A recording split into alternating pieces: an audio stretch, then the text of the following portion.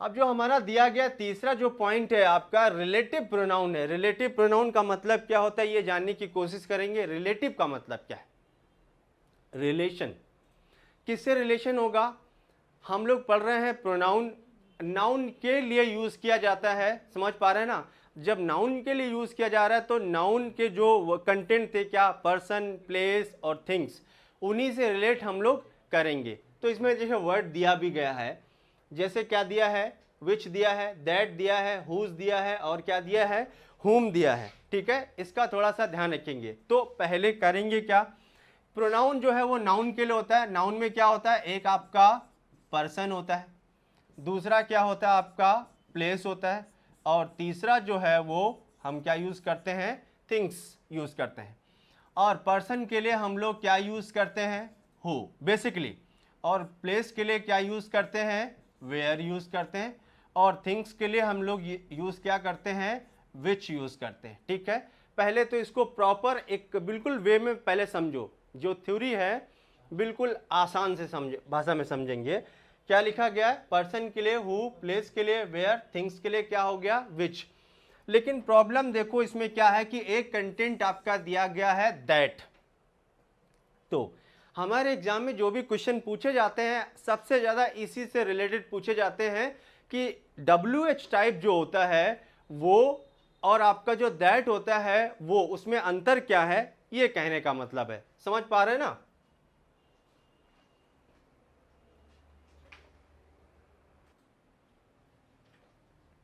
चलिए, तो हम लोग रिलेटिव प्रोनाउन है, हमने बताया ना आपको, पर्सन के लिए, प्लेस के लिए और आपका क्या, थिंग्स के लिए।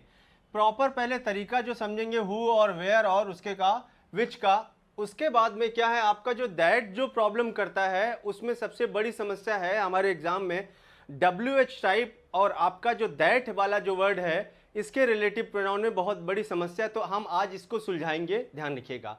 पहले तो ध्यान रखो, पर्सन के लिए हु, प्लेसेस के लिए वेयर और थिंग्स के लिए क्या हो जाएगा, विच।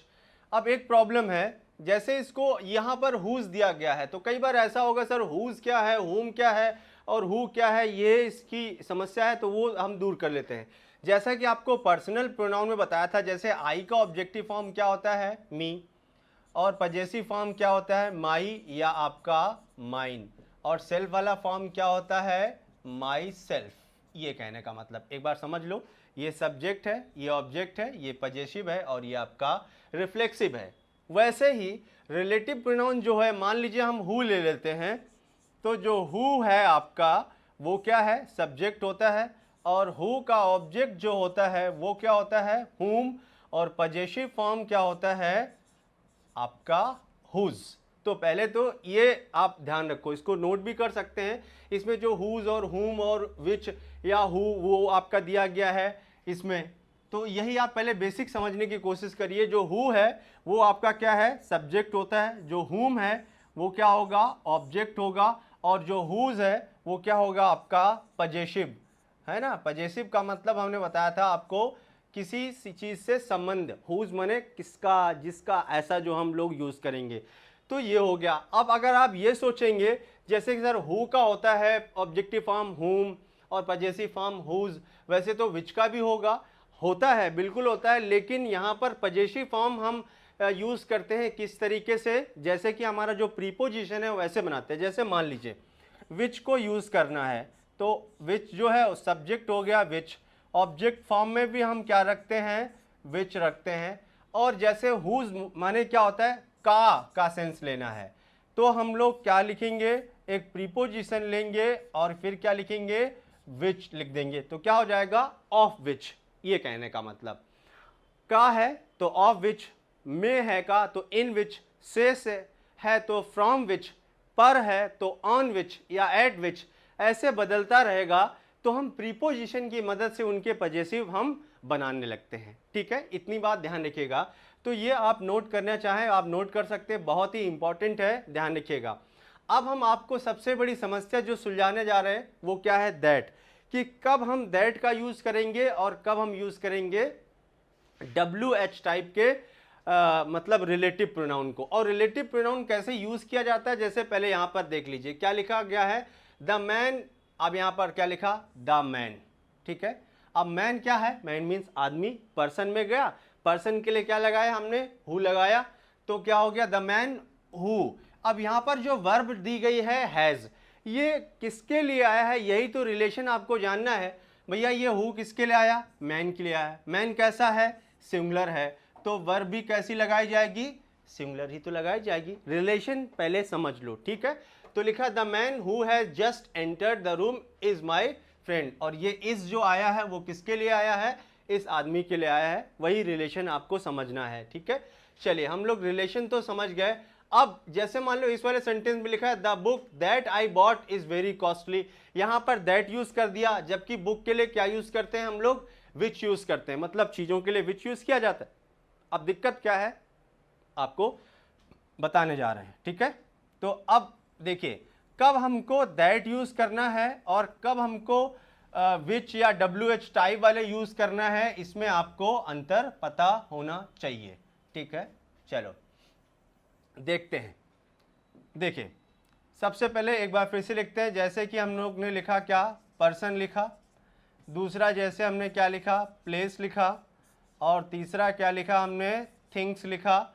ये है, अब पर्सन के लिए क्या लिखा, हु हो गया, प्लेसेस के लिए हो गया आपका वेयर हो गया, और थिंग्स के लिए क्या हो गया आपका, विच हो गया। प्रॉपर तो ये यूज़ करेंगे, लेकिन अगर आपको पर्सन के लिए हु, प्लेस के लिए वेयर, चीज़ों के लिए विच ये यूज़ करना है, अगर कोई भी चीज़ ना दी जाए, मतलब किसी नाउन से पहले, जैसे ये नाउन दिया गया उसके लिए आपने यूज़ कर लिया क्या, हो। ठीक है, अब होगा क्या कि अगर हम किसी भी पर्सन, प्लेस और थिंग्स को क्वालिफाई कर दें, किससे, पॉइंट समझिएगा, जैसे कि कोई भी सुपरलेटिव डिग्री, ये सुपरलेटिव डिग्री समझते हैं ना, जैसे गुड, बेटर, बेस्ट।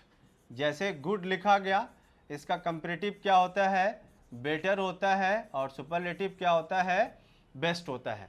तो अगर किसी भी पर्सन या प्लेस या थिंग्स को सुपरलेटिव डिग्री से आपने क्वालिफाई कर दिया, जैसे यहाँ पर जहाँ पर द मैन लिखा है, तो यहाँ पर अगर हमने लिखा होता द बेस्ट, मान लो मैन लिखा होता है ना, द रिचेस्ट मैन लिखा होता, तो रिचेस्ट हो जाती सुपरलेटिव डिग्री।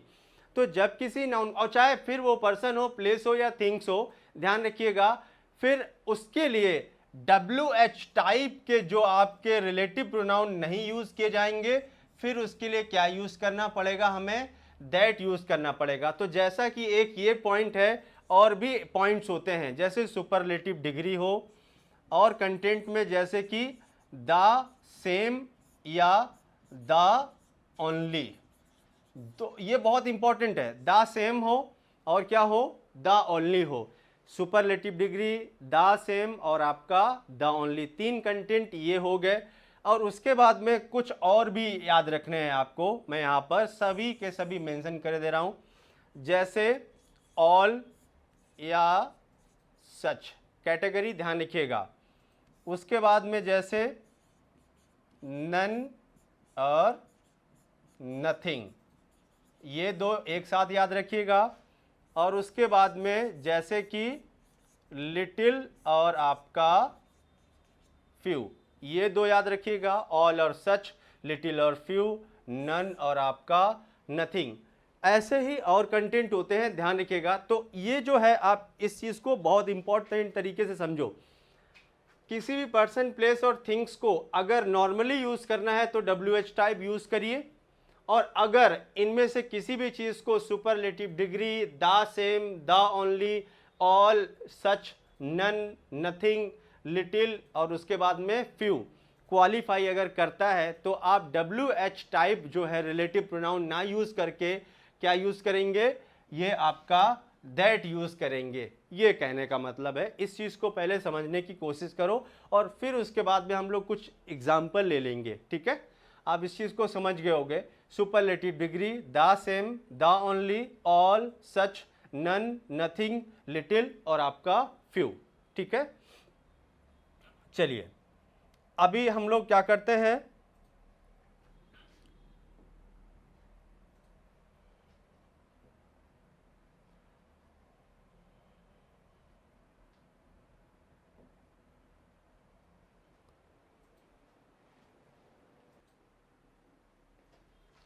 तो हम लोग ने ये देखा सुपरलेटिव डिग्री हो गया, द सेम हो गया, द ओनली, और ये आपके कंटेंट हो तो हमेशा क्या यूज करना चाहिए, दैट यूज करना चाहिए, ये कहने का मतलब है। ठीक है, अब हम लोग इसमें कुछ एग्जाम्पल देखते हैं, एग्जाम्पल करने की कोशिश करते हैं। ठीक है, तो जैसे मैंने सेंटेंस लिखा,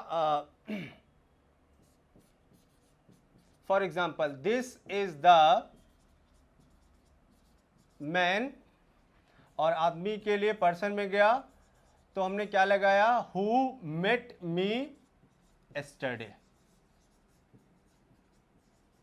अब जैसे मान लो एक ये सेंटेंस मैंने दे दिया, ये तो बिल्कुल आसान हो गया। देखिए क्या लिखा गया है, दिस इज द मैन, यहाँ ये किस में गया, पर्सन में गया, और पर्सन के लिए रिलेटिव प्रोनाउन क्या होता है आपका, हु होता है, तो हमने लगा दिया। अब हम लोग क्या करेंगे, इसमें परिवर्तन करेंगे, मतलब चेंजेस लाएंगे। जो हमने आपको कंटेंट बताए थे, कौन सा कंटेंट बताया, जैसे सुपरलेटिव डिग्री मान लो डाल देते हैं या द सेम डाल देते हैं, तो कैसे लिखेंगे, अगर इस तरीके से लिखा जाए, दिस इज द, उसके बाद में क्या लिख दिया मैंने, सेम मैन, ये लिखा। अब उसके बाद में आपको यहां पर ब्लैंक दे दिया जाए और उसके बाद में लिखा गया है मेट मी, और उसके बाद में क्या लिखेंगे, एस्टरडे।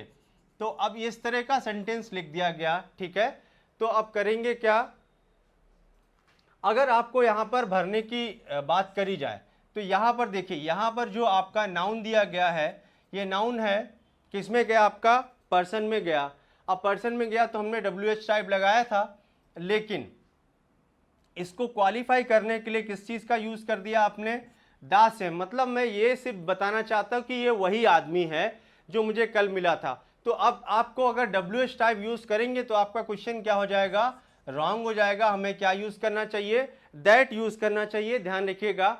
अब वो जो कंटेंट थे आपके, वो हमेशा ध्यान रखेंगे, वो कौन कौन से कंटेंट थे मैंने आपको बताए थे, ये कहने का मतलब है। ठीक है, चलिए, तो आप इस चीज को समझ गए होंगे। रिलेटिव प्रोनाउन जो हो गया आपका, दैट में और WH टाइप में आपका अंतर समझ में आ गया। अब हम एक इंफॉर्मेशन और भी देते, क्योंकि जब पढ़ाना है तो आप अच्छे से पढ़िए।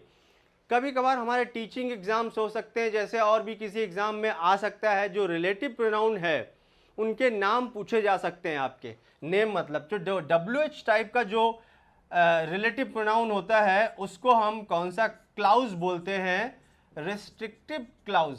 कौन सा क्लाउज हो जाएगा, रेस्ट्रिक्टिव क्लाउज। और अगर आपको दैट पूछता है आपसे तो ये क्या है आपका, नॉन रेस्ट्रिक्टिव क्लाउज, ये कहने का मतलब। तो कभी कभार क्लाउज की बात करते हैं, ये क्लाउज क्या है, जैसे जो आपका रिलेटिव प्रोनाउन होता है, फॉर काइंड इंफॉर्मेशन, जो रिलेटिव प्रोनाउन होता है वही आपका एडजेक्टिव क्लाउज होता है, ये कहने का मतलब है। ठीक है, तो अगर आपसे कभी कोई पूछता है रिस्ट्रिक्टिव का मतलब क्या है, रिस्ट्रिक्शंस, जैसे पर्सन में, पर्सन के लिए क्या लगाना है, हु लगाना है, प्लेसेस के लिए क्या लगाना है, वेयर लगाना है, चीज़ों के लिए क्या लगाना है, विच, ये रिस्ट्रिक्शन है, तो रिस्ट्रिक्टिव क्लाउज हो गया। और अगर हम जब पर्सन, प्लेस और थिंग्स के लिए, तीनों के लिए दैट लगाने लगते हैं तो कोई रिस्ट्रिक्शंस नहीं होता, इसीलिए इसको हम कौन सा क्लाउज बोलते हैं, नॉन रिस्ट्रिक्टिव क्लाउज। समझ गए ना, तो ये भी आपको पता होना चाहिए कि रिस्ट्रिक्टिव क्लाउज क्या है और नॉन रिस्ट्रिक्टिव क्लाउज क्या है। और बाकी के रिलेटिव प्रोनाउन में जो आपका रिलेटिव जिससे जिस नाउन से रिलेट कर रहे हैं उसी तरीके की आपको वर्ब भी लगानी है, ये ध्यान रखिएगा। ठीक, तो अब हम लोग आगे बढ़ते हैं, इसमें और भी क्या चीजें आ सकती हैं। देखिए, अब हम एक पर्टिकुलर WH टाइप ले लेंगे, क्या आपका हु, और उसमें हु और हुम और हुज में जो अंतर आपको पता होना चाहिए उसके बारे में बता देते हैं। चलिए, जैसे मैंने आपको लिखा क्या, हु, उसका ऑब्जेक्टिव फॉर्म क्या होता है, हुम, और उसका पजेसिव फॉर्म क्या होता है, हुज। इसमें अंतर आपको पता होना चाहिए इन 3 कंटेंट में। देखिए, ये सब्जेक्ट है, ये ऑब्जेक्ट है, और ये क्या है आपका पजेसिव फॉर्म है। तो कब हु यूज करेंगे, कब क्या यूज करेंगे, हुम। तो अगर किसी भी, देखिए सब्जेक्ट हो गया, वो वर्ब हो गया, और उसके बाद में क्या हो गया, ऑब्जेक्ट हो गया।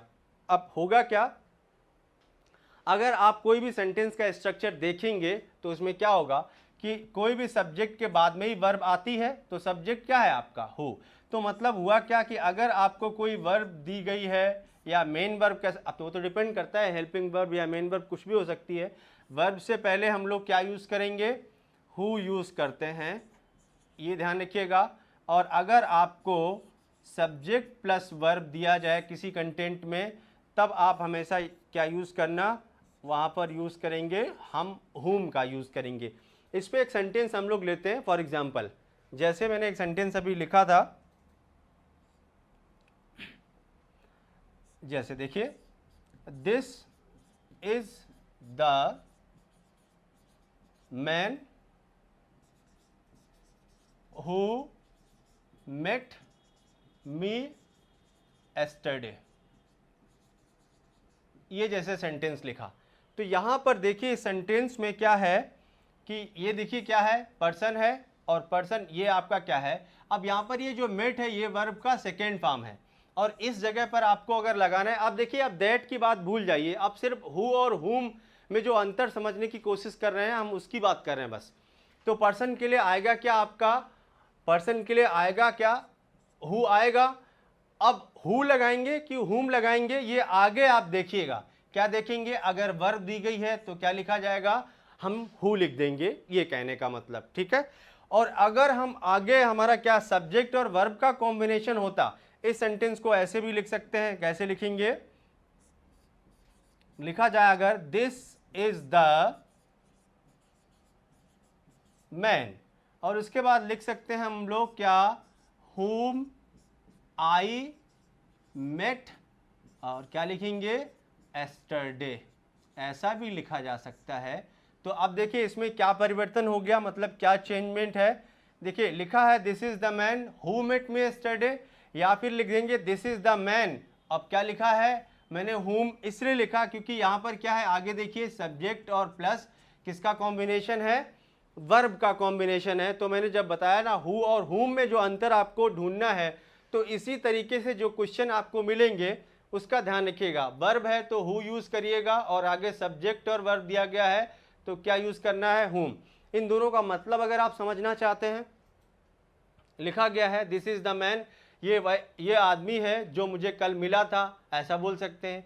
ये वही आदमी है जिससे मैं मिला था, ये भी वही है। मतलब थोड़ा सा फर्क आपने सिर्फ समझा, तो ये कहने का मतलब हो गया आपका, कंफर्म हो गया हु और हुम में क्या अंतर होता है, ये मैंने आपको बता दिया, ये जानना जरूरी है।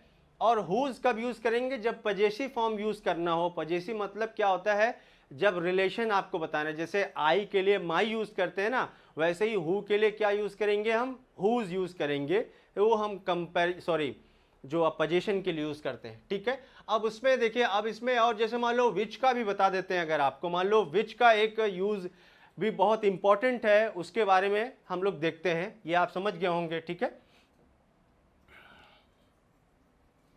अब देखिए विच का यूज हम किसके लिए करते हैं, जैसे कि